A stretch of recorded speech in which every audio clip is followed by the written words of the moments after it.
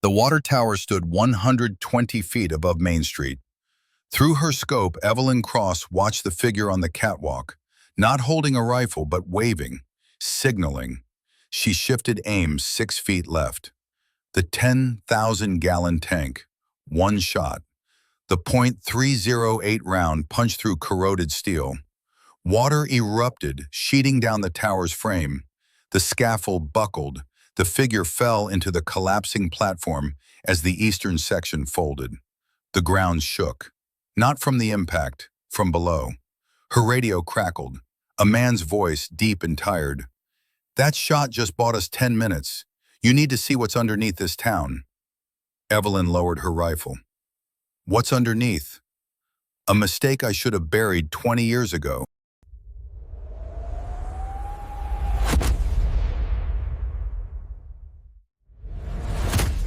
The town of Coldwell, New Mexico, had a population of 1,847, according to the highway sign.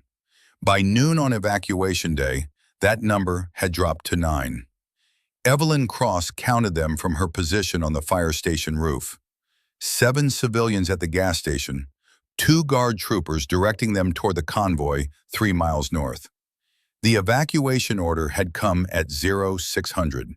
Geological instability. No elaboration, just instructions to clear a 2-mile radius. Evelyn adjusted her cap against the sun. She'd been augmented to the guard unit from Fort Bliss as a counter-sniper, a role that made little sense for civilian evacuation until someone mentioned the seismic activity wasn't natural. Her radio clicked. 32, this is command. Status? Perimeter secure, she said. Civilians loading now. ETA 20 minutes. Copy. Hold position until Brick arrives. He'll brief you on subsurface containment. Evelyn frowned. Containment of what? Above your clearance. Brick's got context. Command out. She scanned the empty streets through her rifle scope. Coldwell looked like every dying Southwest town. Sun-bleached storefronts, cracked sidewalks, a church steeple leaning slightly left. The only unusual feature was the amount of dust in the air, a fine haze that hadn't settled since morning. Movement.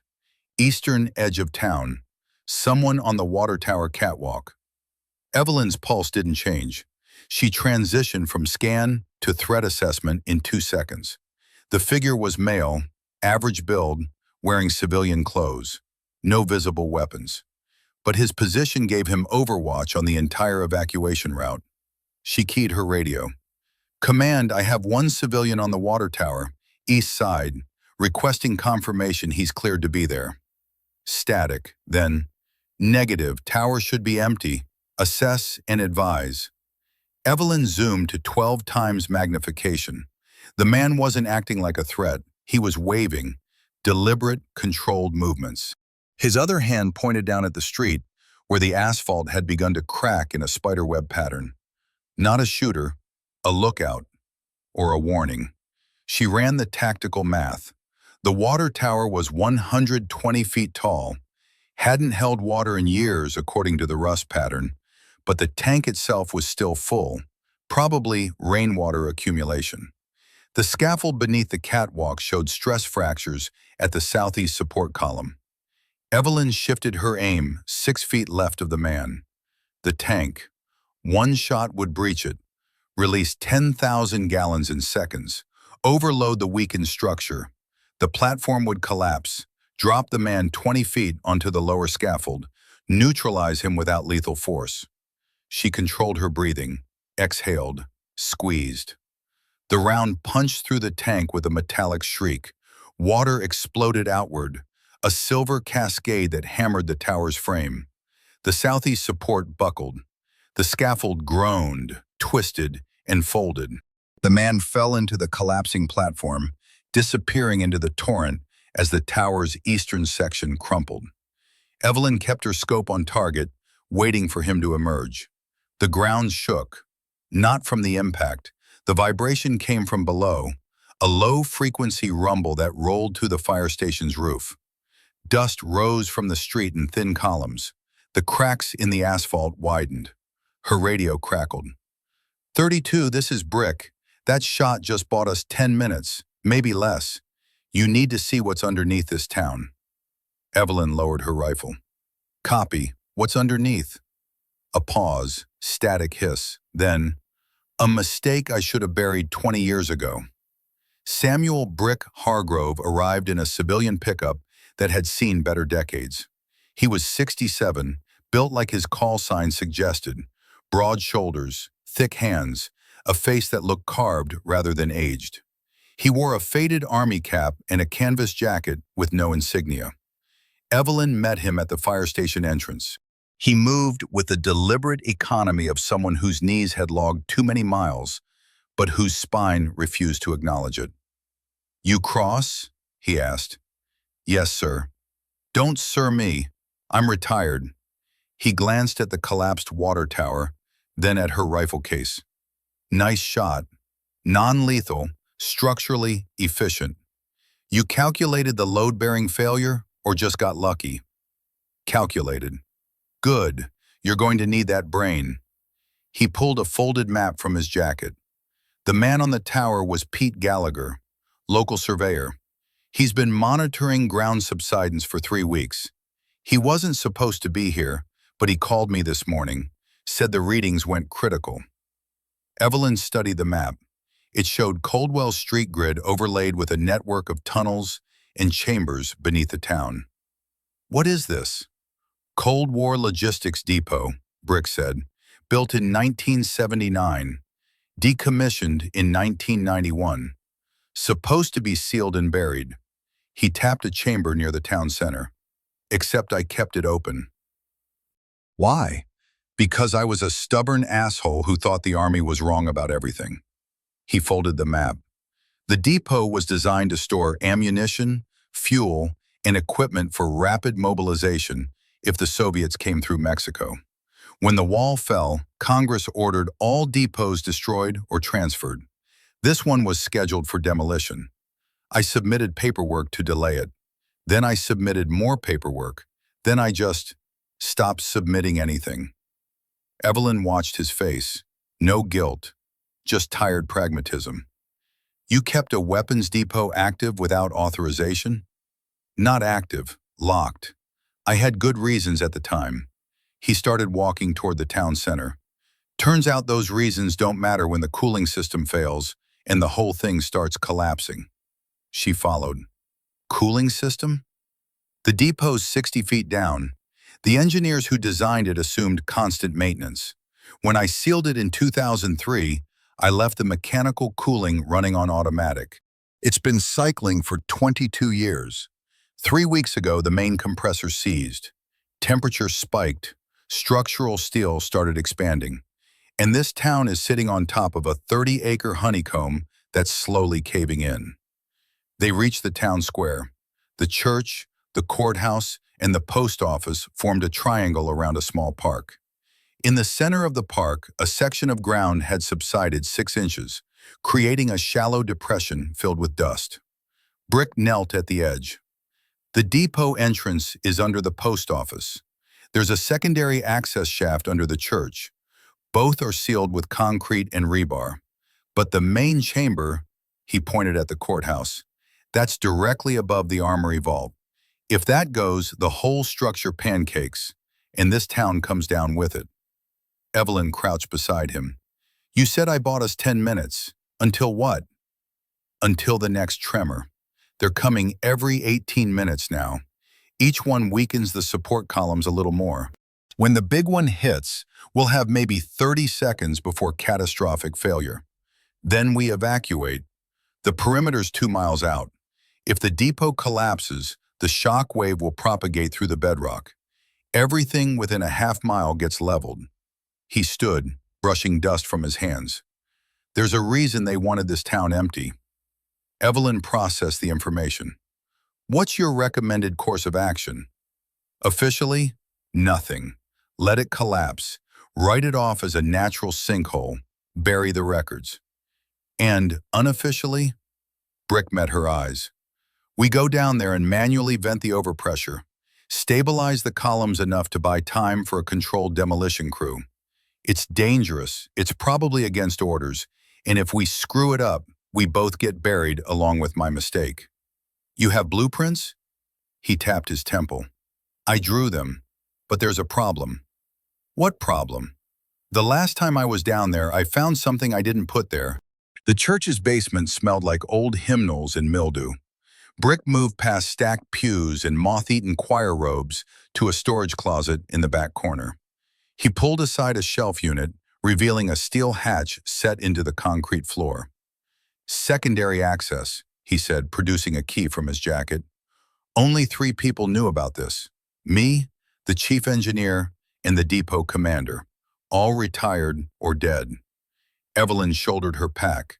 She'd swapped her rifle for a sidearm and added climbing rope, a flashlight, and a handheld radio. What did you find down there? You'll see.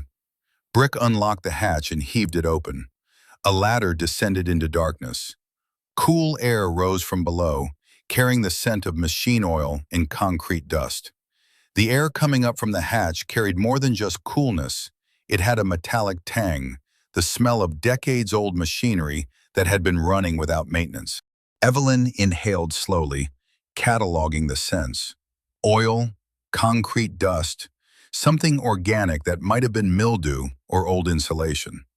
Brick was already 10 rungs down when she started her descent. The ladder was solid steel, bolted directly into the concrete shaft. Each rung had been painted yellow once, but the paint had worn away in the center where countless hands had gripped it. The shaft walls were smooth concrete, poured in a single, continuous form. No seams, no weak points. Someone had built this to last. At rung 20, the temperature dropped 5 degrees. At 30, another 5. By the time Evelyn reached the bottom, her breath was fogging in the beam of her flashlight. The tunnel stretched in both directions, disappearing into darkness beyond the reach of the emergency lighting. The floor was level, covered in a thin layer of dust that showed no footprints except the ones Brick was making ahead of her. The walls sweated condensation that had pooled in the corners, creating small puddles that reflected the red emergency strips like blood. How long since anyone's been down here? Evelyn asked. 22 years. I was the last one. Brick played his flashlight along the ceiling. The emergency lighting's on a separate circuit, solar-powered battery bank topside. It'll keep running until the panels fail. Which means someone could find this place decades from now and think it's still active. That was the idea. Make it look maintained enough that nobody asks questions, but sealed enough that nobody tries to enter. He stopped at a junction where the tunnel branched left and right. I sealed both main entrances with concrete. This shaft was my insurance policy. If something went wrong, I wanted a way back in. Evelyn examined the junction. The walls here were reinforced with steel I-beams, creating a cruciform support structure that bore the weight of the town above. She could see stress cracks in the concrete between the beams, hairline fractures that hadn't been there when the depot was built. These cracks, she said, how recent? Brick crouched beside one, running his finger along it. Within the last month, judging by the dust pattern, the cracks collect dust as they widen. This one's still relatively clean inside, which means it's new. He stood. The cooling system's been offline for 3 weeks. That's when the thermal expansion started. These cracks are symptoms, not the disease. They continued down the left tunnel. The emergency lighting flickered once, twice, then stabilized. Evelyn's hand drifted to her sidearm, not because she expected a threat, but because walking into a place designed to be forgotten made her nervous in ways that combat never did. Combat had rules. Forgotten places had history. Brick led the way, moving with the confidence of someone retracing old steps. The depot's laid out like a wheel, 6 main chambers radiating from a central hub. Each chamber has a specific function: armory, fuel storage, communications, medical, quarters, and command. The cooling system's in the hub. And what you found? We're getting there. They walked for 2 minutes before the tunnel opened into a larger space. Evelyn's flashlight swept across rows of metal shelving, most empty, some still holding crates marked with faded stencils. The air was warmer here. She could hear a low mechanical hum. Brick stopped at a junction where three tunnels converged. This is the hub. Cooling system straight ahead. But first, he turned down the left tunnel. Armory's this way.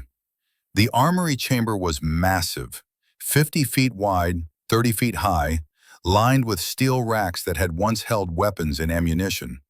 Most were bare, but in the far corner, beneath a tarp covered in dust, Evelyn saw shapes, boxes, equipment. Brick pulled back the tarp. Underneath were 4 wooden crates, each stamped with Cyrillic lettering and a Soviet hammer and sickle emblem. Evelyn stared. "What the hell is this?" "Russian ordnance," Brick said quietly. "RPG-7 warheads, probably from Afghanistan based on the markings, circa 1986. "Why are they here?" "I don't know. I sealed this place in 2003. These weren't here then." He crouched beside the crates. "Someone brought them in after I left. Someone with access to the depot and a reason to hide Cold War surplus where no one would look." Evelyn's mind raced through scenarios: black market arms dealers, covert operations, interagency turf wars. None of it mattered right now. Does this change the structural risk? RPG warheads are stable. They won't cook off from heat. But if the depot collapses, these crates get buried under 100 tons of rubble, and some future excavation crew is going to have a very bad day. He stood. "We need to deal with the cooling system first. Then we report this." A tremor rolled through the floor. Dust sifted from the ceiling. The emergency lights dimmed for 3 seconds, then stabilized. Brick checked his watch. 17 minutes. We're losing time. The central hub was a circular room dominated by a massive compressor unit, 10 feet tall and wrapped in insulated piping. Gauges on the control panel showed temperatures in the red. The air was thick with heat. Brick moved to the panel, scanning readouts. Main compressors locked up. The backup kicked in, but it's overloaded. If we don't vent the pressure, the whole system will rupture. That'll send a thermal shock through the support columns. Evelyn examined the piping. "Manual venting procedure?" "There's an emergency release valve on the coolant line. You turn it counterclockwise. It bleeds off the excess pressure slowly. Takes about 10 minutes. "And the risk? If you open it too fast, the pressure spike could blow the line. If you open it too slow, the backup compressor fails first, and we get the same thermal shock." He pointed to a valve near the floor, partially obscured by a support beam. "That's the one." Evelyn knelt beside the valve. It was a heavy wheel, about a foot in diameter, coated in grime. She gripped it and pulled. It didn't move. "Seized," she muttered. Brick handed her a pipe wrench from his pack. "Leverage, but careful. The threads are old." She fitted the wrench and applied steady pressure. The valve groaned, but held. She adjusted her angle, using her body weight. The valve shifted a quarter turn, then another. Coolant hissed from the release port, a thin stream that quickly became a jet of white vapor. "Slower," Brick said, watching the gauges. "You're at 30 psi release. Hold it there."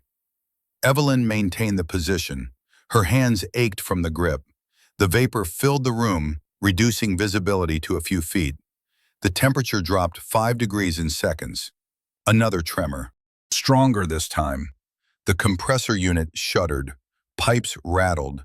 A ceiling tile fell near Evelyn's shoulder. 15 minutes, Brick said. "We're not going to make it at this rate." Evelyn didn't respond. She focused on the valve, keeping the release steady. 30 psi, 28, 25. The pressure gauge on the compressor began to drop. Then the backup compressor's alarm started screaming. The sound was physical, a wailing klaxon that vibrated in Evelyn's chest and made her teeth ache. She kept her grip on the valve, watching the pressure gauge drop. 20 psi, 18, 16. Brick was shouting something, but she couldn't hear him over the alarm. She read his lips. Slower! She eased back on the valve, reducing the release rate. The vapor jet diminished slightly. The pressure gauge stabilized at 15 psi. Too slow. At this rate, they'd need another 8 minutes to vent completely, and the backup compressor would fail in 2. Evelyn made a decision. She opened the valve to full release. The jet became a roar. Vapor filled the hub in seconds, reducing visibility to arm's length. The pressure gauge plummeted. 12 psi, 10, 8. The coolant spraying from the release port was cold enough to freeze the moisture in the air, creating ice crystals that sparkled in her flashlight beam. The backup compressors shuddered. The housing began to glow, not visibly, but Evelyn could feel the heat radiating from it even through the vapor cloud. Metal expanding under thermal stress made sounds like living things. Groans, creaks, sharp pops that could have been rivets shearing or welds cracking. Move! Brick's voice cut through the noise. Evelyn released the valve and dove left. She hit the ground hard, her shoulders slamming into concrete, and rolled behind a support column. A split second later, the backup compressor's housing cracked with a sound like a rifle shot.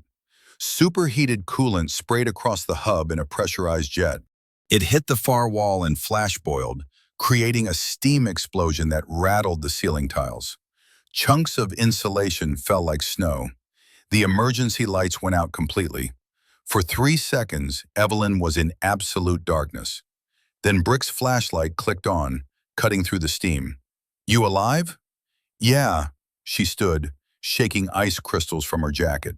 Status? He was already at the control panel, stabbing buttons with wet fingers. The alarm cut off, leaving a ringing silence. Backup compressors dead. Main pressures at 5 psi, low enough that the system won't rupture. But we've got a new problem. What problem? He pointed at a gauge she hadn't noticed before. It was marked coolant volume, and the needle was in the red. We just vented 80% of the system's coolant. What's left isn't enough to cool the depot passively. Temperature's going to spike within the hour. How hot? Hot enough to expand the steel support columns. When they expand, the concrete around them cracks. When the concrete cracks, he gestured at the ceiling, gravity does the rest. Evelyn checked her radio. Still no signal. Then we need to get topside and call for immediate demolition. Agreed, but we need to move fast. That thermal expansion is already starting. He pointed to the floor. A new crack had appeared, running from the compressor to the tunnel entrance. As they watched, it widened by a millimeter. Dust sifted down from above. They ran. Brick moved to the control panel, his hands flying over switches. Backup's overheating. It can't handle the load with the main system down. How long until it fails? Evelyn shouted over the alarm. 2 minutes, maybe 3. He stabbed a button. The alarm cut off, but the red lights remained. We need to shut it down manually, but if we do that before venting is complete, the thermal shock happens anyway. Evelyn glanced at the pressure gauge, still at 20 psi. She opened the valve another quarter turn. The vapor became a roar. Too fast, Brick warned. We don't have a choice.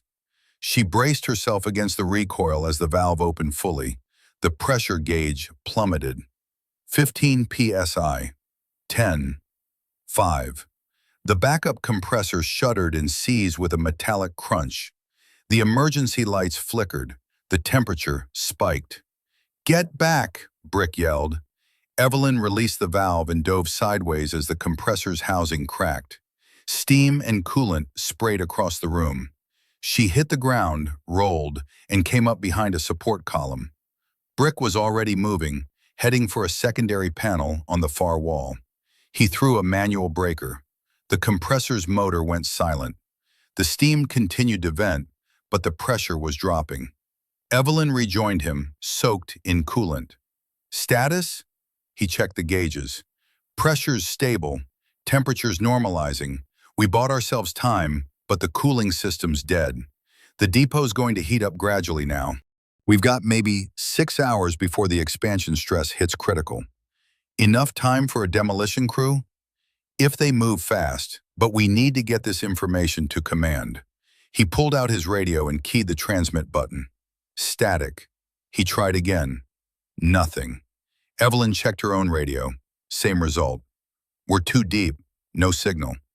Then we climb out and make the call. Brick started toward the tunnel. The third tremor hit.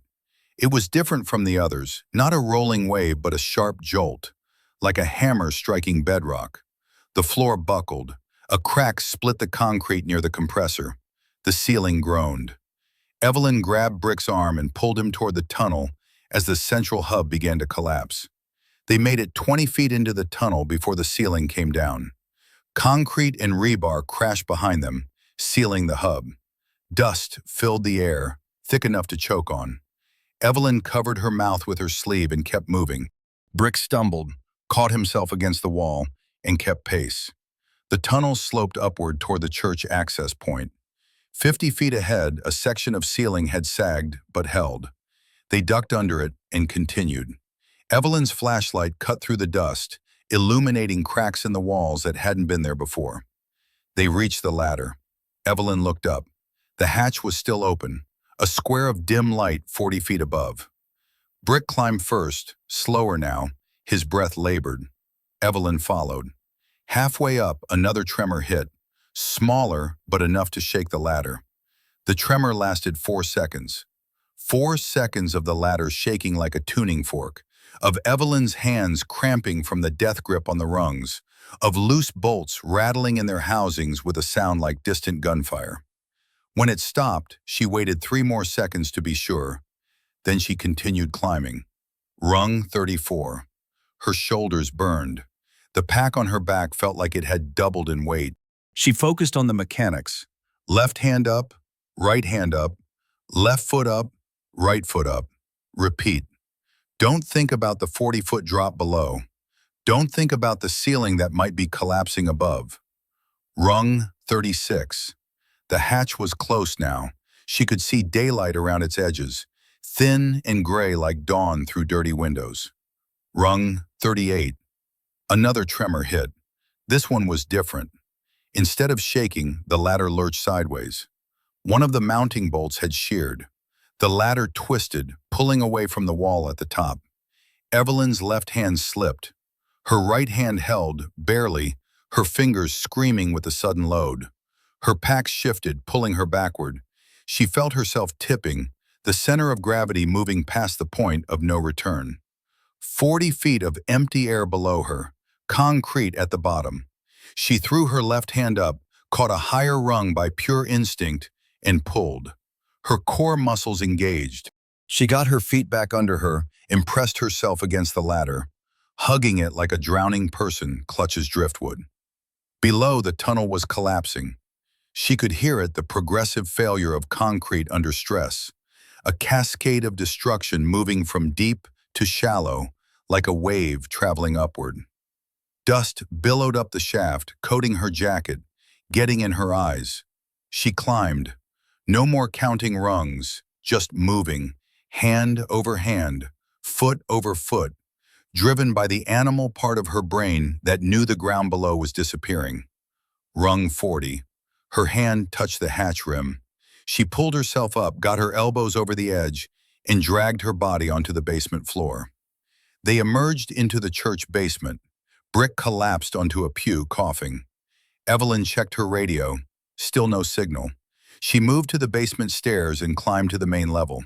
The church was empty, the windows blown out by the shockwave. Outside, the town square was a disaster. The depression in the park had widened into a sinkhole 10 feet across. The courthouse's front steps had cracked. The post office was leaning. Evelyn's radio crackled. Weak signal, but present. Command, this is 32. Do you copy? Static. Then, 32, command, we read you. Status? Subsurface containment attempt failed. The cooling system's destroyed. Depot structure is collapsing. Recommend immediate controlled demolition. Copy. Demolition crew is en route. ETA 40 minutes. Can you hold position? Evelyn looked back at the church, where Brick was still catching his breath. She thought about the rushing crates in the armory, the sealed records, the 22 years of silence. Negative, she said. We're evacuating now, but there's something command needs to know about what's down there. A pause. Explain. Not over radio. I need to deliver this in person. Another pause, longer this time. Then, understood. Proceed to staging area. Command out. Evelyn returned to the basement. Brick had recovered enough to stand. His face was pale, but his voice was steady. They coming? 40 minutes. We need to move. He nodded. What about the crates? I told them there's something down there. They'll find it when they excavate. And me? Evelyn met his eyes. You're going to tell them everything. Why you kept the depot open, who had access, how those weapons got there. That's 20 years of court-martials. Or 20 years of questions finally getting answered. She handed him a bottle of water from her pack. Either way, it's better than being buried with it. Brick took the bottle, drank, and looked at the collapsed tunnel. You know what the worst part is? I thought I was protecting something, keeping options open, covering for my unit, but all I did was create a time bomb. Then help us defuse it. He nodded slowly. All right, let's go. They made it halfway across the town square before Evelyn noticed something. Brick's jacket was torn at the pocket, and a small leather notebook had slipped out, lying in the dust near the church steps. She picked it up. The cover was worn, the pages yellowed. She flipped it open. The handwriting inside was precise, almost mechanical, columns of dates, locations, and equipment codes. Brick saw her holding it and stopped. That's old logistics records, nothing important. Evelyn turned to the last page. The final entry was dated September 17th, 2003. Beneath a list of sealed inventory items, someone, Brick, based on the handwriting, had written a single line in block letters. If anyone reads this after 2025, evacuate immediately. BH. She looked up at him. You knew. Brick's face didn't change. I knew the cooling system would fail eventually. I didn't know when. 22 years seemed like enough time for someone else to deal with it. But you left a warning. I left a confession. He took the notebook from her hands. I thought maybe someday, when they tore this place down for a strip mall or whatever comes after forgotten towns, someone would find it and understand I wasn't just careless. I knew what I was doing. Then why not report it? Because reporting it meant admitting I'd kept the depot open without authorization. Court-martial, dishonorable discharge, prison maybe. I was 53 when I sealed it. I'd already done 30 years. I thought I'd earned the right to disappear. Another tremor rolled through the ground. The courthouse's clock tower tilted another degree. Evelyn gestured toward the staging area. We need to move. They walked in silence for 2 blocks. Then Brick spoke again. You're going to tell them about the notebook. Yes. Good. He pocketed it. Someone should. They reached the edge of town, where the road turned north toward the convoy. In the distance, Evelyn could see dust plumes from approaching vehicles. The demolition crew, probably, with engineers and EOD techs. Brick stopped at the town limit sign. You know what's funny? I spent my whole career moving supplies. Bullets, fuel, rations. Making sure people had what they needed when they needed it. I was good at it. But the one time I tried to protect something instead of just moving it, I built a disaster. You also left a warning, Evelyn said. That counts for something. Maybe. He looked back at Coldwell. The sinkhole had widened. The courthouse was listing. Or maybe it's just the last entry in a logistics manifest nobody's going to read. They walked the rest of the way in silence. The convoy staging area was 3 miles north of Coldwell, set up in a cleared lot beside Route 9. Evelyn counted 6 vehicles, 2 demolition trucks, a command trailer, an EOD van, and 2 National Guard Humvees providing perimeter security. Personnel moved with the controlled urgency of people who knew the clock was running. A lieutenant met them at the perimeter. He was young, maybe 28, with the kind of fresh insignia that suggested his rank was newer than his stress lines.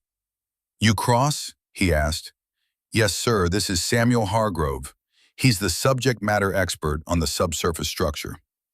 The lieutenant glanced at Brick with the brief assessment of someone deciding whether to salute or arrest. He settled for a nod. "Lieutenant Chen, command sent me to coordinate demolition prep. You said there was something we needed to know?" Evelyn pulled out her phone, opened her notes, and showed him the photos she'd taken of the Russian crates. Soviet ordnance, 4 crates, RPG-7 warheads, located in the southwest armory chamber, approximately 60 feet below the town center. Chen's jaw tightened. "How old?" "Markings suggest mid-1980s, Afghanistan theater." "And you're certain they weren't part of the original depot inventory?" Brick spoke up. "I'm certain. I sealed that depot in 2003. Those crates weren't there." Chen looked between them. "So someone brought them in after you left." "That's the only explanation." The lieutenant pulled out a radio. "Command, this is Chen. We have a complication. Unaccounted ordnance in the target structure. Request guidance on EOD protocols." He waited. Static. Then a voice responded. "Copy. Hold position. We're escalating to CID." Chen lowered the radio and looked at Brick. "CID is going to want to talk to you. Criminal Investigation Division. They'll have questions about who had access to the depot after you sealed it." "I'll answer them," Brick said. "Good, because if someone's been using a decommissioned military facility to store black market weapons, that's a federal problem." Chen gestured toward the command trailer. "Wait inside. The demo crew needs to adjust their approach now that we know what's down there." Evelyn and Brick walked to the trailer. Inside it was cramped, desk, radio equipment, a wall-mounted map of Coldwell with red zones marked around the town center. 2 engineers were hunched over structural diagrams, calculating blast angles. Brick sat on a folding chair near the door. His face was gray, his breathing still labored from the climb. Evelyn handed him another water bottle. "You all right?" she asked. "Fine, just old." He drank, then nodded at the engineers. "They're going to blow the support columns, controlled collapse. The ordnance will be buried under reinforced concrete and rebar. No risk of detonation. That's the plan." "It's a good plan," he set the bottle down, "but it doesn't answer the question." "Which question?" "Who put those crates down there, and why?" Evelyn pulled up a chair. "You have theories?" "Too many. Could have been arms dealers using the depot as a drop point. Could have been some black ops unit hiding evidence. Could have been nothing, just surplus that got lost in paperwork and dumped in the most convenient hole." He rubbed his face. "I spent 22 years thinking I was the only one with secrets in that place. Turns out I wasn't even close." One of the engineers looked up from his diagram. "Hargrove, we need your input on something." Brick stood and joined them at the map. Evelyn watched as they pointed to chamber locations, asked about wall thickness, calculated load-bearing limits. Brick answered each question with precision, his memory pulling up details from blueprints he'd drawn 30 years ago. It was strange, Evelyn thought, to watch someone so competent at his job while simultaneously being the reason that job existed. Her radio crackled. 32, this is command. Sit rep. She stepped outside to respond. Staging area secure. Subject matter expert is briefing the demo crew. CID is inbound for the ordnance investigation. Copy. Be advised, we're getting seismic readings that suggest another major tremor in approximately 12 minutes. Demo crew has authorization to proceed if structural integrity reaches critical threshold before CID arrives. Understood. One more thing, 32. The geologist team reviewed the subsidence data. The collapse pattern isn't random.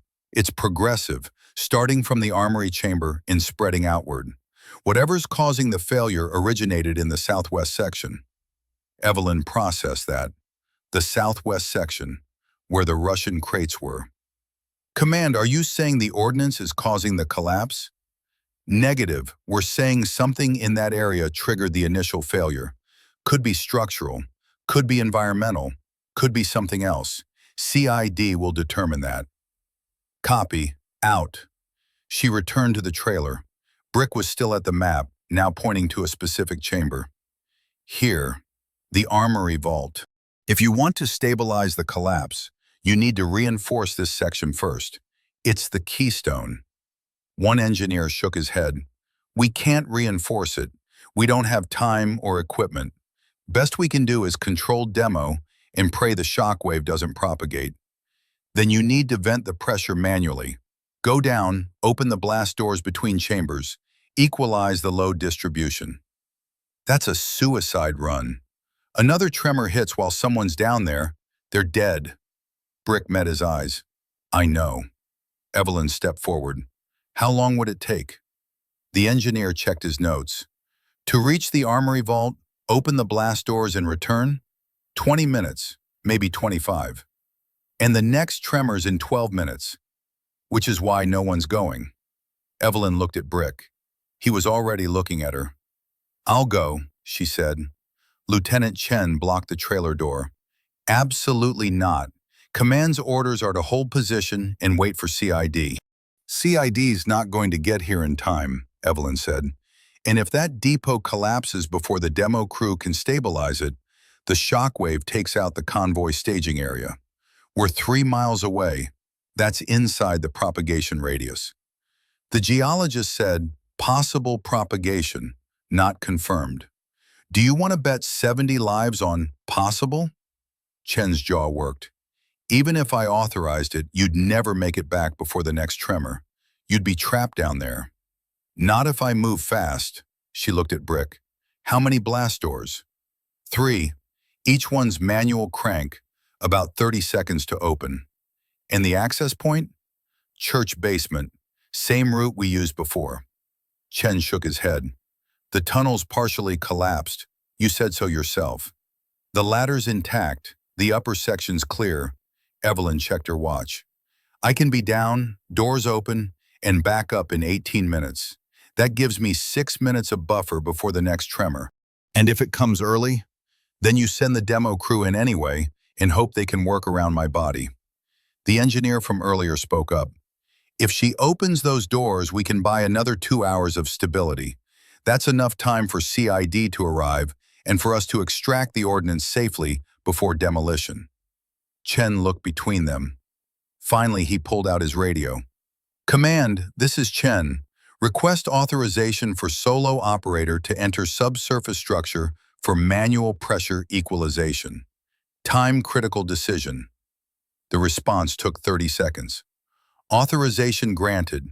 Operator assumes full risk. Document all actions. Chen lowered the radio. You have 18 minutes. If you're not back by then, I'm sealing the access point and proceeding with demolition. Understood. Evelyn grabbed her pack and headed for the door. Brick followed her outside. Wait. She turned. What? He pulled the leather notebook from his pocket and handed it to her. If something happens down there, give this to CID. It's got every access code, every inventory record, every person who knew about the depot. They'll need it. Evelyn took the notebook. You should give it to them yourself. I will, but insurance is smart. He paused. There's one more thing. The blast doors aren't just manual. They're sequential. You have to open door 1 before door 2 will unlock, and door 2 before door 3. If you try to skip ahead, the whole system jams. Sequential, got it. And Cross? He met her eyes. If you're down there when the tremor hits, get to the central hub.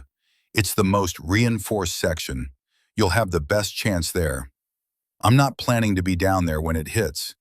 Plans change. He offered his hand. Good luck. She shook it, then jogged toward the Humvee. One of the guard drivers agreed to take her back to Coldwell. The drive took 4 minutes.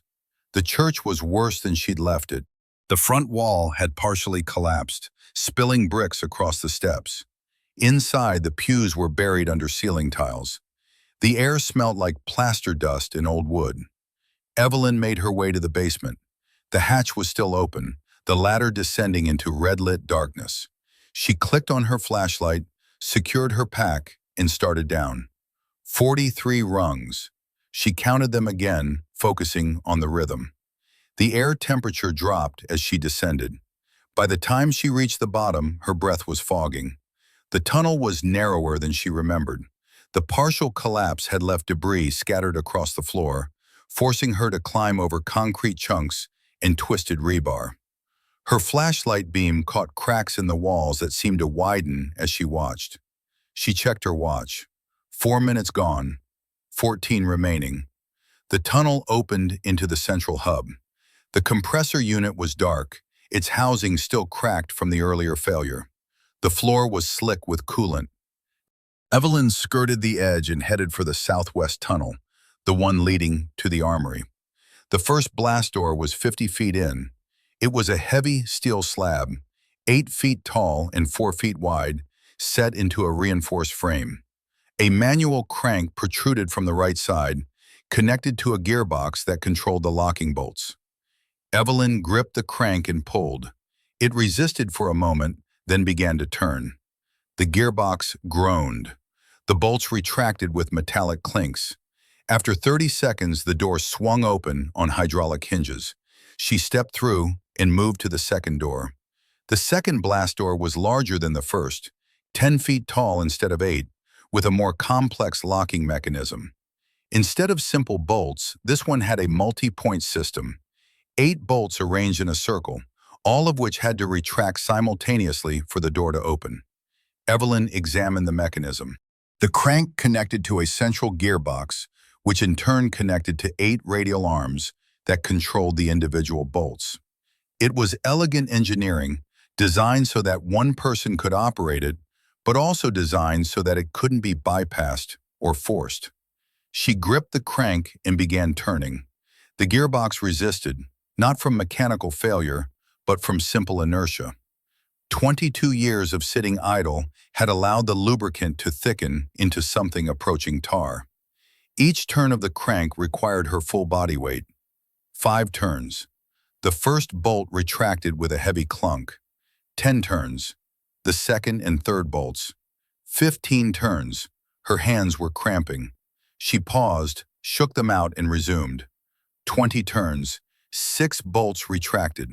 2 remaining. 25 turns. 7 bolts. 1 to go. She put everything into the final series of turns. The crank moved in slow increments. Quarter turns. 1/8 turns. Her forearms burned. Sweat ran down her back despite the cool air. She was making sounds now, grunts of effort that echoed in the tunnel. At turn 28, the final bolt retracted. The door swung open on hydraulic hinges that hissed like something exhaling after holding its breath for 2 decades. Cool air rushed past her, moving from the armory chamber into the tunnel. Equalization of pressure, exactly what they needed. Evelyn stepped through and looked back at her watch. 7 minutes gone, 11 remaining. 1 door left. But as she moved toward the third door, she noticed something. The air moving past her wasn't just cool. It was carrying a smell. Not the metallic tang of old machinery, something else, something organic. She played her flashlight along the tunnel floor. The dust here was disturbed, not by her boots, but by something that had moved through recently. The pattern was wrong for footprints, too wide, too irregular. Water. There was water seeping from somewhere ahead, pooling in the low spots, creating muddy patches that hadn't existed 22 years ago when bricks sealed the depot. She followed the water trail to its source, a crack in the tunnel wall, about 3 feet long and 1 inch wide at its widest point. Groundwater was seeping through, not fast enough to flood the tunnel, but steady enough to have created a puddle 6 inches deep. Evelyn crouched beside the crack. The water was clear, slightly alkaline based on the mineral deposits forming at the edges. She touched it, cold but not freezing. 40 degrees, maybe. It had traveled some distance through the Earth to get here, and it was radioactive. She didn't need a Geiger counter to know that. The documents she'd found mentioned groundwater contamination. If this water was coming from the same aquifer that the nuclear materials had leached into, then this entire tunnel section was compromised. She stood, wiped her hand on her jacket, and continued toward the third door. This one was at the entrance to the armory chamber. Evelyn reached it and grabbed the crank. She pulled. The crank didn't move. She adjusted her grip and tried again. Still nothing. The gearbox was jammed. She checked her watch. 9 minutes gone. 9 remaining. Evelyn examined the gearbox. The problem was obvious. A piece of rebar from the ceiling collapse had fallen into the gear teeth, wedging them in place. She pulled at the rebar. It was stuck fast, bent at an angle that locked it into the mechanism. She needed leverage. She unslung her pack, pulled out the pipe wrench Brick had given her earlier, and wedged it under the rebar. Using the wrench as a lever, she pried upward. The rebar shifted. She adjusted her angle and pried again. The rebar came free with a metallic shriek. The gearbox was clear. She grabbed the crank and turned. The door opened. Evelyn stepped into the armory chamber. Her flashlight swept across the rows of empty racks, the dust-covered floor, the tarp in the far corner. She moved toward the tarp. Underneath, the 4 Russian crates sat exactly as she'd left them. Cyrillic lettering, Soviet emblems, RPG-7 warheads. She crouched beside the crates, examining them more closely. The wood was old but intact. The metal straps holding them shut were corroded but functional. She ran her gloved hand along the top crate. Something felt wrong. She lifted the edge of the tarp. Beneath the 4 visible crates there was a 5th, smaller, unmarked. Evelyn pulled the tarp fully back. The 5th crate was different. Newer wood, no stenciling, sealed with modern screws instead of nails. She tried to lift it. Heavy, at least 60 pounds. She checked her watch. 12 minutes gone. 6 remaining. She should leave. The doors were open. The mission was complete. But the 5th crate gnawed at her. She pulled out her multi-tool and unscrewed the lid. It came off easily. Inside, wrapped in foam padding, was a hard-shell case about the size of a laptop. She opened the case. Documents, dozens of them, printed on official letterhead, Department of Defense, Department of Energy, CIA. Evelyn's pulse quickened. She scanned the first page. It was a transfer order dated 1989, authorizing the movement of special materials from a Nevada test site to Depot 17C, the designation for Coldwell. The second page was an inventory list. Her flashlight caught the words enriched uranium and radiological shielding. The third page was a memo, dated 2002, recommending the immediate closure and burial of Depot 17C due to contamination risk. Evelyn's hands went cold. This wasn't just about weapons. This was about nuclear material. A tremor rolled through the chamber. The tremor lasted 5 seconds. Dust sifted from the ceiling. A crack split the concrete near the empty racks. Evelyn grabbed the hard-shell case, shoved it into her pack, and ran for the tunnel. She made it through the 3rd blast door as the tremors subsided. Her watch read 14 minutes. 4 remaining. She'd never make it to the surface in time. She keyed her radio. "Command, this is 32. Doors are open, pressure equalized. But I found something in the armory. Documents. They reference nuclear material stored in this depot." Static. Then Lieutenant Chen's voice tight. "Say again?" "Nuclear material, enriched uranium, stored here in 1989. Command recommended closure in 2002 due to contamination risk." She was moving through the 2nd blast door now, heading for the central hub. "This collapse isn't just structural, it's radiological." "Copy, hold position. We're evacuating the staging area and calling in NNSA." "Negative, I'm coming up. ETA 3 minutes." 32, the next tremor's due in 2 minutes. You won't make it. I'm not staying down here. She reached the hub and sprinted for the tunnel leading to the church access. Halfway there, her flashlight caught movement ahead. A figure. Standing in the tunnel. Evelyn stopped, raising her light. The figure didn't move. She approached cautiously. It was Brick. He stood near the base of the ladder, his face illuminated by the red emergency lights. He looked calm, resigned. "What are you doing here?" Evelyn demanded. "Same thing you are," he said quietly, "trying to fix my mistake. You need to get out, now." "I know," he didn't move. "But first you need to hear something. About why I really kept this place open." "Brick, we don't have time." "I kept it open because they told me to." Evelyn stared at him. "What?" "In 1991, when the depot was scheduled for decommissioning, I got orders from my CO. Not official orders, verbal. He told me to delay the paperwork, keep the facility accessible. He said it was temporary, a few months, maybe a year." "Who was your CO?" "Colonel Richard Voss. He's dead now, heart attack in 2004. Brick leaned against the tunnel wall. "I didn't ask questions. You didn't, back then. If a colonel told you to do something, you did it. So I delayed the closure. And when the months turned into years, I just kept delaying." "Why?" "I didn't know. Not until 2003, when I went to seal the depot for good. That's when I found the first set of documents.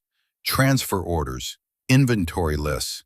They'd been using this place as a dump site for classified materials that couldn't be accounted for officially. Nuclear waste from test sites, experimental ordnance, evidence from covert operations." Evelyn processed this. "And you sealed it anyway." "I sealed it because I thought that was safer than reporting it. If I reported it, there'd be investigations, Senate hearings, people would go to prison, including me." He met her eyes. "So I wrote that warning in the notebook and walked away. I told myself someone else would find it eventually, someone braver than me." Another tremor, stronger this time. The tunnel floor bucked. Evelyn grabbed the wall for balance. Brick remained still, as if the ground shaking beneath him was just another inevitability. "We need to move," Evelyn said. "You need to move. I'm staying." "What?" "Someone has to make sure those documents get to the right people. Someone who can testify about what happened here, who gave the orders, who knew about the contamination." He reached into his jacket and pulled out a second notebook, smaller than the first, bound in green canvas. "This one's got names, dates, every conversation I remember with Voss and his staff. It's not evidence in a legal sense, but it's a start." He handed it to her. She took it automatically. "Brick, you can testify. You don't have to stay down here." "Yes, I do." His voice was firm. "Because if I don't, the story ends with me. And stories that end with convenient deaths get forgotten. But if I stay, if I'm a casualty, then I'm evidence. I'm proof that this happened, and that people tried to hide it. That's worth more than whatever years I have left." The emergency lights flickered. A crack spread across the ceiling above them. Concrete dust fell like snow. Evelyn's watch read 17 minutes, 1 minute remaining. She looked at the ladder, then at Brick, then at the notebooks in her hands. "Go," Brick said. She went. Evelyn hit the ladder at a dead run and started climbing. 1 rung, 2. Her pack slammed against her back with each movement. The notebooks were in her jacket pocket, pressing against her ribs. 10 rungs, 20. Her arms burned. She didn't slow down. 30 rungs. The hatch was visible above, a square of dim light that seemed impossibly far away. The tremor hit at rung 38. The ladder jerked sideways. Evelyn's left hand slipped. She caught herself with her right, her body swinging out over the drop. Her pack shifted, throwing her off balance. She slammed into the ladder, ribs first, and gasped. Below, she heard the tunnel collapsing, a roar of concrete and steel. The emergency lights went out. The only illumination came from the hatch above. She forced herself to keep climbing. 39, 40, 41. Her right hand reached the hatch rim. She pulled herself up, got her elbows over the edge, and dragged her body onto the church basement floor. The floor was tilting. The entire building was sinking. Evelyn rolled to her feet and ran for the stairs. She took them three at a time, burst through the door at the top, and sprinted through the church nave. The front wall was collapsing. Bricks rained down. She dove through the doorway as the roof caved in behind her. She hit the ground outside, rolled, and came up running. The town square was disintegrating. The sinkhole had widened to 30 feet.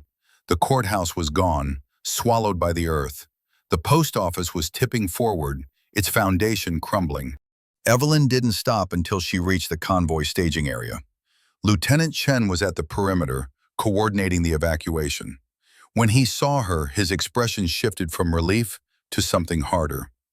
"Hargrove?" he asked. Evelyn shook her head. Chen nodded once, then turned back to his radio. "Command 32 is clear. One civilian KIA, proceeding with evacuation protocol." Evelyn walked past him to the command trailer. Inside, she pulled the two notebooks in the hard-shell case from her pack and set them on the desk. One of the engineers looked at her. "What's that?" "Evidence," she said. "Call CID and NNSA and anyone else who needs to know that Depot 17C wasn't just storing weapons." The CID agents arrived an hour later in an unmarked SUV. There were two of them, a woman in her 40s with graying hair and a younger man who looked like he hadn't slept in days. They introduced themselves as Special Agents Kowalski and Reeves. Kowalski took the notebooks. Reeves took the hard-shell case. They spent 20 minutes reviewing the contents in silence. Finally, Kowalski looked up. "Where did you find these?" "Armory chamber, southwest section, buried under Soviet ordnance crates." "And Hargrove? He's the one who showed you where to look?" "He's the one who told me the depot existed. The rest I found on my own." Reeves flipped through the green notebook. "This lists 12 people involved in the storage operation. Half of them are dead. The other half are either retired or high-ranking civilians now." "That's not my problem," Evelyn said. "It's about to be everyone's problem." Kowalski closed the first notebook. This depot was used as an off-books disposal site for materials that couldn't be officially accounted for. Nuclear waste, experimental munitions, classified documents. Hargrove's notes suggest the operation ran from 1989 to 2003, authorized by at least 3 different base commanders and coordinated by a logistics network that spanned 4 states. And the contamination? We won't know until NNSA does a full site survey, but based on these inventory lists, there's a non-zero chance that when this depot collapses, it's going to release radiological material into the groundwater. Evelyn felt something cold settle in her chest. "How non-zero?" "We're evacuating everyone within 5 miles as a precaution. NNSA's bringing in containment teams. We'll know more in 6 hours. Reeves set down the green notebook. "Hargrove stayed behind?" "He stayed behind." "Did he say why?" "He said someone needed to make sure the truth got out." Kowalski and Reeves exchanged a look. Then Kowalski spoke. "He's right. This is going to be a Senate hearing, maybe multiple hearings. DOD, DOE, CIA, everyone's going to want to bury this. But if we have a civilian casualty in a paper trail, it's harder to classify it away." "So Brick died for paperwork," Evelyn said flatly. "He died trying to fix a mistake that a lot of people made and nobody wanted to acknowledge." Kowalski stood. "That counts for something." "Does it?" "We'll find out." The convoy moved to a secondary staging area 10 miles north. The demolition crew packed up. The guard troopers established a new perimeter. NNSA arrived with hazmat suits and Geiger counters. Evelyn sat in the command trailer, drinking stale coffee and watching the monitors. Live feeds from drones showed Coldwell continuing to collapse. The sinkhole had consumed the entire town square. Buildings were sliding into the earth like toys into a bathtub. Lieutenant Chen entered, holding a tablet. NNSA just sent their preliminary report. You want the good news or the bad news? Bad news first. There's radiological contamination in the groundwater. Low level but present. They're estimating a cleanup operation that'll take 5 years and cost $200 million. And the good news? It's not catastrophic. No immediate health risk to the surrounding population. The evacuation was precautionary, but it turns out we didn't need it. He set the tablet down. We got lucky. Evelyn thought about brick, crushed under 100 tons of concrete 60 feet below the surface. Somebody did. Chen sat across from her. CID's going to want a full deposition from you. Everything Hargrove told you. Everything you saw down there. I know. They're also going to ask why you went back down without authorization. I had authorization from you.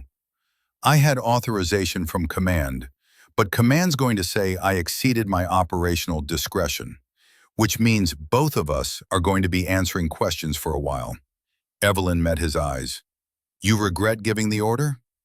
No. You opened those blast doors. You found the evidence. If you hadn't gone down, we'd be dealing with a full collapse and no idea what caused it. He paused. But that doesn't mean it was the right call, just the only one we had. That's usually how it works. Chen stood. Get some rest. CID wants to talk to you at 0800 tomorrow. We're setting up temporary quarters in Alamogordo. After Chen left, Evelyn remained in the trailer. The monitors showed Coldwell continuing its slow-motion death. The sinkhole had widened to 40 feet. The church where she'd climbed out was now tilting at a 15-degree angle, its steeple leaning like a drunk trying to stay upright. She thought about the climb, about Brick standing in the red emergency light, calm and resolved, about the moment she'd made the decision to leave him. People would say she'd made the right choice, tactical decision, mission priority, the needs of the many. All the phrases they taught you in training to make you feel better about leaving people behind. But those phrases never accounted for the weight, the physical sensation of carrying someone else's death in your chest, like a stone that never dissolves, only becomes part of your internal architecture. She'd felt it before. Afghanistan, 2019. A clear zone operation that wasn't as clear as intelligence had promised. She'd been in Overwatch, providing cover for a sweep team moving through a compound. She'd called clear on a building. The team entered. The building hadn't been clear. 3 dead. Not from enemy fire, from her mistake. The investigation cleared her. Reasonable assessment given available information. But reasonable didn't change the fact that she'd been wrong, and people had died because of it. She'd thought she'd learned to carry that weight, accepted it as part of the job. But now there was new weight, Brick's weight, and she realized you never learned to carry it. You just got used to the pain. A knock on the trailer door. One of the engineers entered, holding a tablet. Cross, NNSA's preliminary scan is in. You should see this. She looked at the screen. It showed a thermal map of the depot's subsurface structure. Most of it was blue and green, normal temperatures. But the southwest section, where the armory was, showed a hot spot, red and orange, 70 degrees hotter than the surrounding rock. What am I looking at? She asked. Residual heat from radioactive decay. The nuclear materials in that armory have been generating heat for 35 years. Not much, maybe 10 watts per container, but over decades, in an enclosed space with limited ventilation, it accumulates. He zoomed in on the hot spot. We think this is what started the structural failure. The heat caused thermal expansion in the steel supports. The concrete couldn't accommodate the expansion, so it cracked. Once the crack started, it was just a matter of time. Evelyn stared at the map. So Brick was right. The depot was always going to collapse. Eventually, could have been 5 years from now, could have been 50. But yeah, sealing it without addressing the heat source was like setting a very slow timer. and nobody knew. Somebody knew. Whoever put those materials there knew they generated heat. They just didn't care about what would happen 30 years later. The engineer closed the tablet. That's the problem with long-term consequences. They're somebody else's problem. Until they aren't, Evelyn thought. The CID interview took place in a conference room at Holloman Air Force Base. Special agents Kowalski and Reeves sat on one side of the table. Evelyn sat on the other. A recording device sat between them. Kowalski started. For the record, please state your name and rank. Sergeant Evelyn Cross, counter-sniper specialist, augmented from Fort Bliss to New Mexico National Guard for Operation Coldwell. And you were the last person to see Samuel Hargrove alive? Yes. Describe the conversation. Evelyn recounted it. Brick's confession about the verbal orders from Colonel Voss. The documents hidden in the armory. The second notebook with names and dates. His decision to stay behind. Reeves took notes. Did Hargrove seem suicidal? No, he seemed practical. Explain. He knew he wouldn't make it out in time.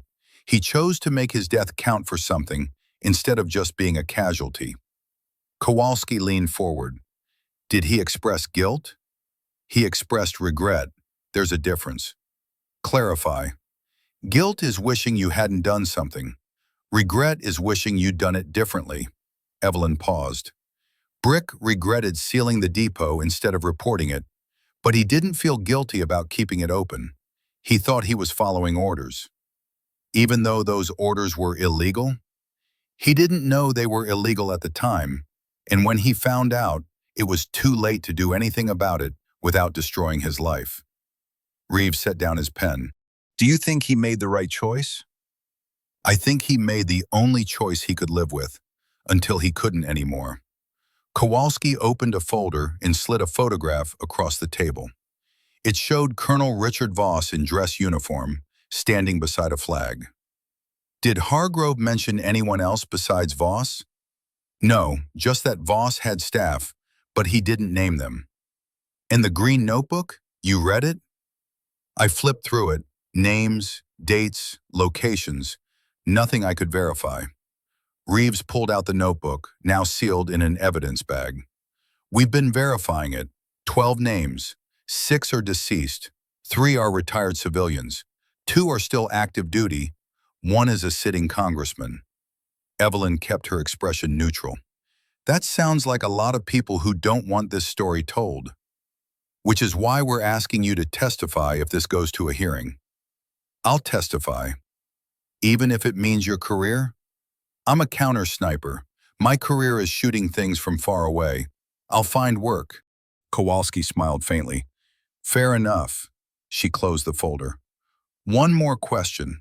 If you could go back, would you still go down into that depot? Evelyn thought about Brick's face in the red emergency light, the notebooks in her pocket, the town collapsing above her. Yes, she said. The hearing never happened. 2 weeks after the interview, Kowalski called Evelyn with an update. The DOD had reviewed the evidence and decided to handle the matter administratively. No public hearings, no Senate investigations, just internal reviews, closed-door meetings, and a classified report that would be sealed for 30 years. They're burying it, Kowalski said over the phone. Not literally, but close enough. What about the people on Brick's list? 3 of them are being quietly retired. 2 are being reassigned to desk jobs. The rest are getting letters of reprimand that'll disappear into their files. And Brick? Officially, he died in a structural collapse while assisting with evacuation efforts. There'll be a small memorial, maybe a plaque, but his service record's being sealed along with everything else. Evelyn stared out the window of her quarters at Fort Bliss. So he died for nothing. He died so we'd know the truth. That's not nothing.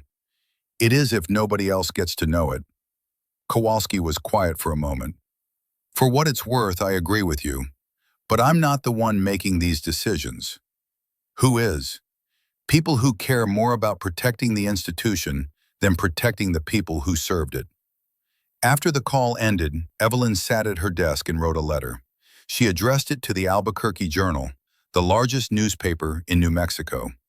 In the letter, she described the events at Coldwell in detail: the depot, the contamination, the cover-up. She included copies of both notebooks and the documents from the hardshell case. Then she walked to the post office on base, bought a stamp, and dropped the letter in the mail. 2 days later, she received orders transferring her to Fort Drum in New York. The orders were effective immediately. No explanation, no discussion. Lieutenant Chen called her before she left. "Did you do something?" "I mailed a letter." "Jesus, Cross. They were going to bury it. I made sure they couldn't." "You just ended your career." "No, I just decided what it was worth." Chen sighed. "For the record, I would have done the same thing." "Good. Then you'll understand when they transfer you too." He did. 3 weeks later, Chen was reassigned to a logistics unit in Alaska. The Albuquerque Journal ran the story 6 weeks after Evelyn mailed the letter. It was front-page news. Buried Secrets: How a New Mexico Town Became a Dumping Ground for Cold War Waste. The article detailed the history of Depot 17C, the illegal storage operation, the names of those involved. It included excerpts from Brick's notebooks. It mentioned Evelyn by name as the soldier who'd uncovered the evidence. The DOD issued a statement denying everything. Then 3 days later, they issued a second statement confirming irregularities in the depot's closure process and announcing an internal investigation. Evelyn watched the fallout from her new post at Fort Drum. She didn't have internet access, part of her administrative reassignment, but her mother sent her newspaper clippings in the mail. One clipping showed a Senate hearing. 2 of the men from Brick's list were testifying, stone-faced and evasive. Another clipping showed protesters outside the Pentagon, demanding accountability. A third clipping, from a smaller paper, showed a photograph of Coldwell, or what was left of it. The entire town had been fenced off, marked as a Superfund site. The cleanup was ongoing. At the bottom of that clipping, someone had written a note in pen. "They're building a memorial. Your name's on it." Evelyn folded the clipping and put it in her desk drawer. Winter came early to Fort Drum. By October, the first snow had already fallen, blanketing the base in white that turned gray within hours. Evelyn spent her days running perimeter checks and her nights in a barracks room that smelled like industrial cleaner and old heating vents.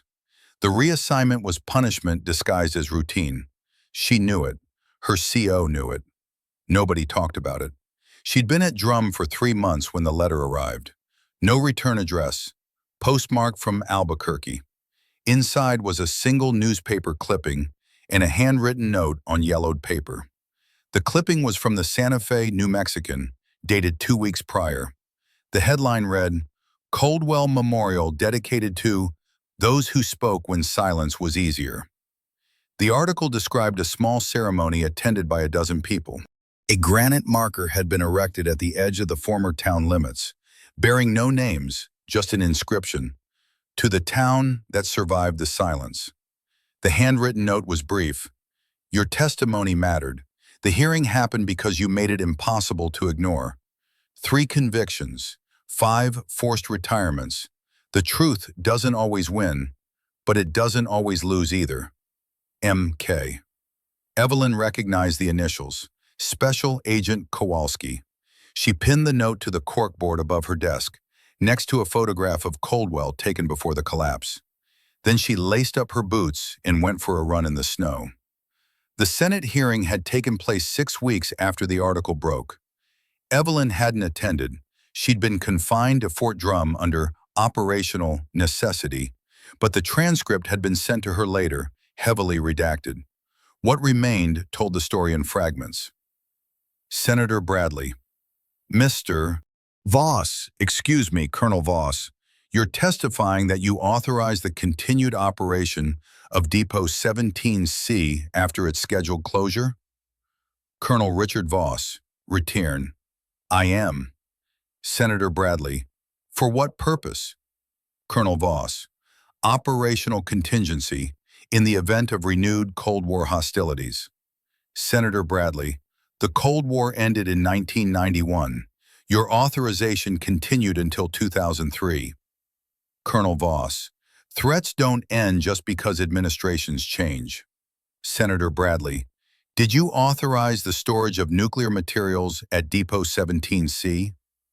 Colonel Voss. Senator Bradley. Colonel, I'm going to ask you again. Colonel Voss. I followed orders from my superiors. I documented nothing because I was told to document nothing. Senator Bradley. Who gave those orders? Colonel Voss. The transcript went on for 40 pages. Most of it was redacted, but the conclusion was clear. 3 people had been convicted of falsifying records and misappropriating government resources. 5 others had been forced into early retirement. The rest had been reassigned or reprimanded. It wasn't justice, but it was acknowledgement. Evelyn had read the transcript once, then filed it away. She didn't need to read it again. She'd already lived the parts that mattered.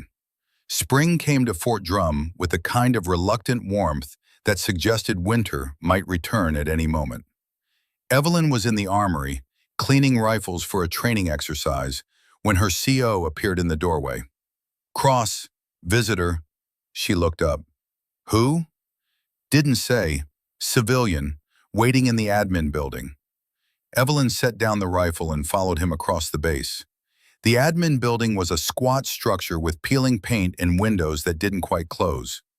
Inside, a woman sat in the waiting area, holding a cardboard box. She was in her 60s, gray-haired, with the kind of posture that suggested a lifetime of carrying weight that wasn't hers. She stood when Evelyn entered. Sergeant Cross? Yes, ma'am. My name is Helen Hargrove. I'm Samuel's sister.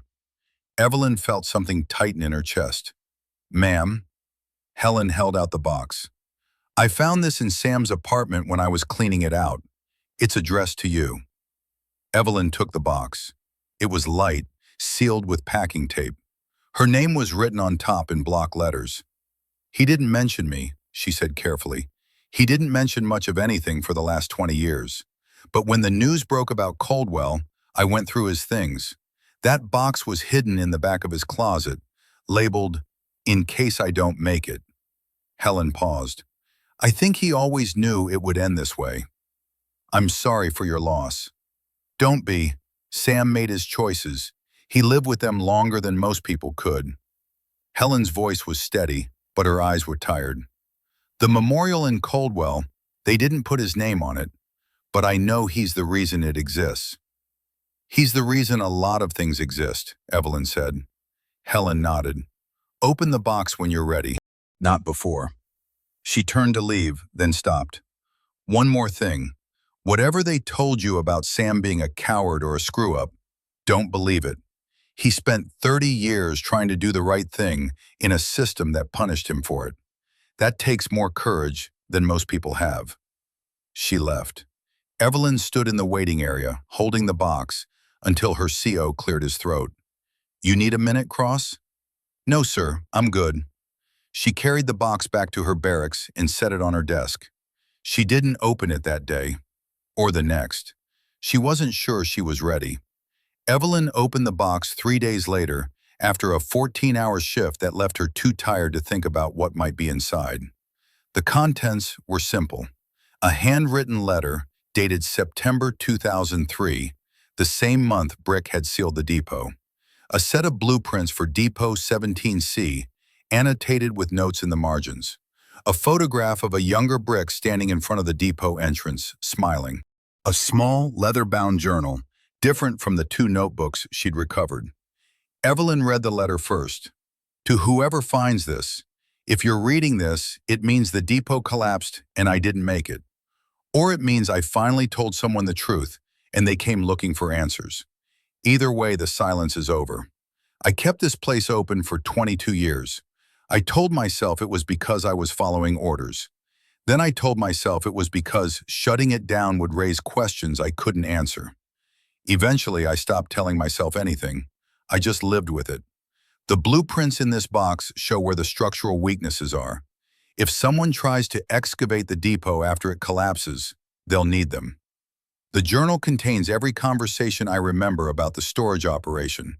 Names, dates, locations. It's not evidence in a legal sense, but it's a start. I don't expect forgiveness. I'm not sure I deserve it. But I hope whoever finds this understands that I tried. Not hard enough. Not soon enough. But I tried.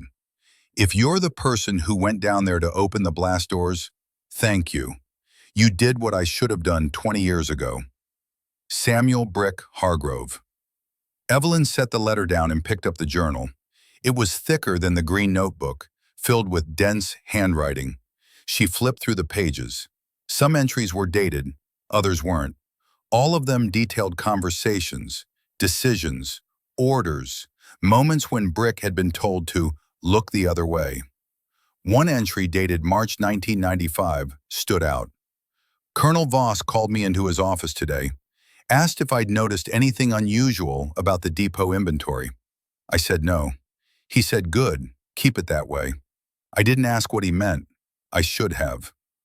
Another from July 1998. Inspectors came through today. They didn't go below ground. Voss told them the depot was sealed. I stood there and nodded. I could have said something. I didn't. And one from December 2002, just months before Brick sealed the depot. I've decided to close it, not because I'm brave, but because I'm tired. Tired of lying, tired of carrying this. I'll seal it, leave a warning, and hope someone braver than me finds it someday. Evelyn continued reading through the journal. Some entries were technical, lists of inventory codes, transfer dates, vehicle registrations. But others were personal, revealing Brick's internal struggle with increasing clarity. October 1996. Today marks 5 years since I should have closed this place.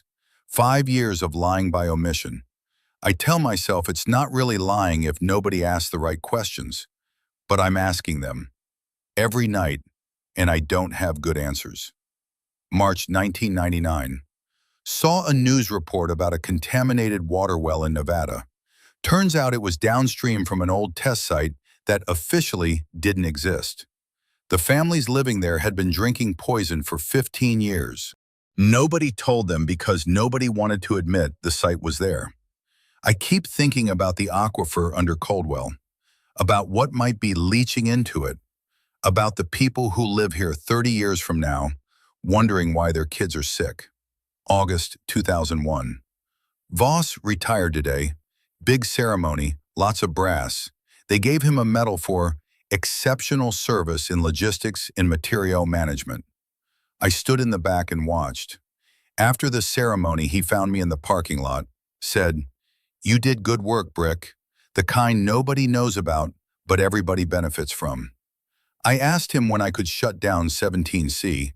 He said, "That's your call now. I'm done making those decisions." Then he drove away. I realized he'd been waiting to retire so I'd be holding the bag alone. December 2002. I've decided I'm going to seal 17C in the spring. Not because I've figured out the right thing to do. I still don't know what that is. But because I can't carry this alone anymore. I'll seal it, leave documentation for whoever finds it, and hope that counts as something. Maybe not redemption, but acknowledgement. February 2003. Last entry before sealing. I've spent 3 days down there, making sure the cooling system will run on automatic. It should last 20 years, maybe more. By then, someone else will be dealing with this. Someone who might be braver than me. Someone who might do what I should have done. Drag it all into the light and accept the consequences. The final page was blank except for one line, written in different ink, clearly added years later. If you're reading this, you're that someone. Don't make my mistake. Don't wait. Evelyn closed the journal and set it on her desk beside Brick's letter. She understood now why he'd stayed in the tunnel. Not because he was suicidal, not because he felt guilty, but because he'd spent 22 years waiting for someone braver to come along. And when that person finally showed up, he wanted to make sure they had everything they needed to finish what he'd started. She picked up the photograph. Brick looked younger in it, maybe 45, with fewer lines on his face and more certainty in his posture. He was standing in front of the depot entrance, one hand on the steel door, smiling like a man who believed he was protecting something important. Evelyn wondered when that certainty had turned into doubt. 2 weeks after opening the box, Evelyn received a phone call from Special Agent Kowalski. "Cross, it's Kowalski. You have a minute?" "Yes, ma'am." "The Senate committee just released their final report on Coldwell. It's public record now. You should read it." "I will." "There's something else. The committee wants to recognize civilians who contributed to the investigation. They're planning a ceremony in Washington. Your name's on the list." Evelyn paused. "For what?" "For uncovering evidence that led to multiple convictions. For testifying despite career repercussions. For doing the right thing when it would have been easier not to." "I'm not interested in recognition, ma'am." "I know, but the families of the people affected by Coldwell's contamination are interested. They want to meet the person who made sure the truth came out. You don't owe me anything, Cross, but you might owe them." Evelyn thought about Helen Hargrove, about the memorial with no names, about Brick crushed under the weight of his own silence. "When's the ceremony?" she asked. 3 months, June 12th. "I'll send you the details." "Copy that." After the call ended, Evelyn sat at her desk and reread Brick's letter. The last line stood out. "You did what I should have done 20 years ago." She folded the letter and put it back in the box. Then she pulled out a piece of paper and started writing a response, not to Brick, who couldn't read it, but to herself. "I didn't do it because I'm braver than you. I did it because you showed me what happens when silence becomes easier than truth. You spent 20 years carrying a mistake you didn't make alone. I spent 3 months carrying one you helped me avoid. That's not bravery. That's just refusing to repeat history." She didn't send the letter. She filed it away with the rest of Brick's things and went back to work. The ceremony took place in a congressional hearing room on Capitol Hill. Evelyn wore her dress uniform, feeling awkward in the formal setting. The room was half full. Families, journalists, a handful of senators. Kowalski met her at the entrance. "Glad you came. Didn't feel like I had a choice." "You always have a choice. That's the point." They took seats near the front. The ceremony began with remarks from Senator Bradley, who'd led the committee investigation. He spoke about accountability, transparency, and the importance of individuals who refuse to stay silent. Then he called Evelyn to the podium. She stood, walked to the front, and faced the room. The families were watching her. Parents who'd lost children to contamination-related illnesses. Spouses who'd buried partners too young. Siblings who'd grown up in the shadow of Coldwell's collapse. Senator Bradley handed her a commendation. She accepted it, then stepped to the microphone. "I'm not sure I deserve this," she said. "I didn't uncover the truth because I'm brave. I uncovered it because someone else made it impossible to ignore." Samuel Hargrove spent 22 years living with a decision he couldn't take back. When he had the chance to make it right, he did. He stayed behind so the evidence could get out. He died so the rest of us wouldn't have to keep living with his silence. She paused. "This commendation should have his name on it, not mine." Senator Bradley spoke from his seat. "Samuel Hargrove's family has been invited to accept a posthumous recognition. They declined." "Why?" "Because they said Sam wouldn't have wanted recognition. He wanted accountability." Evelyn looked at the families in the audience. "Then that's what we owe him. Not memorials, not plaques, just the truth and the willingness to act on it." She stepped down from the podium. The room was silent for a moment, then someone started clapping. It spread slowly, uncertainly, until the entire room was applauding. Evelyn returned to her seat. Kowalski leaned over. "You just made that ceremony about someone other than yourself. That's rare." "It was never about me." "I know. That's why it mattered." 3 years later, Evelyn left the Army. Honorable discharge, no fanfare. She'd served 12 years, earned her benefits, and decided she was done taking orders. She moved to Albuquerque and took a job teaching marksmanship at a private security firm. The work was steady, the pay was decent, and nobody asked her about Coldwell. But once a year, on the anniversary of the collapse, she drove out to the memorial. The site had changed. The town was gone, buried under layers of concrete and clay as part of the containment effort. The memorial stood alone on a patch of cleared ground, surrounded by a chain-link fence marked with radiation warning signs. Evelyn parked outside the fence and walked to the marker. The inscription was the same: "To the town that survived the silence." Someone had left flowers, fresh ones, placed that morning. Evelyn knelt and added her own, a small bundle of wildflowers she'd picked on the drive. She stayed for 10 minutes, not praying, just remembering. Brick's face in the red emergency light, the notebooks in her jacket, the sound of the tunnel collapsing behind her. She thought about the families from the ceremony, about the woman who'd said, "My daughter died when she was 12, leukemia. The doctors never found a cause." About the man who'd held up a photograph of his wife and said, "She lived in Coldwell her whole life. Died at 47, brain cancer." She thought about the senator who'd tried to downplay the contamination risk, who'd said, "These are statistical anomalies, not proof of causation." About the applause when Evelyn had pointed out that statistical anomalies had names, families, graves. She thought about Kowalski's call after the hearing, her voice tight with frustration. 3 convictions isn't enough. Half the people responsible walked away clean, but it's more than we usually get. More than we usually get. That was the standard now. Not justice, not accountability, just more than usual. Evelyn looked at the memorial marker. No names, no dates. Just an acknowledgement that something had happened here, something that should have been prevented, something that people had tried to hide. Was it enough? No. Would it ever be? Probably not. But it was there, permanent, undeniable, and that was something. Then she stood, walked back to her truck, and drove away. 5 years after the ceremony, Evelyn received an email from a graduate student at the University of New Mexico. The student was writing a thesis on institutional accountability in the military and wanted to interview her about Coldwell. Evelyn agreed. They met at a coffee shop in Albuquerque. The student was young, mid-20s, earnest, with a notebook full of questions.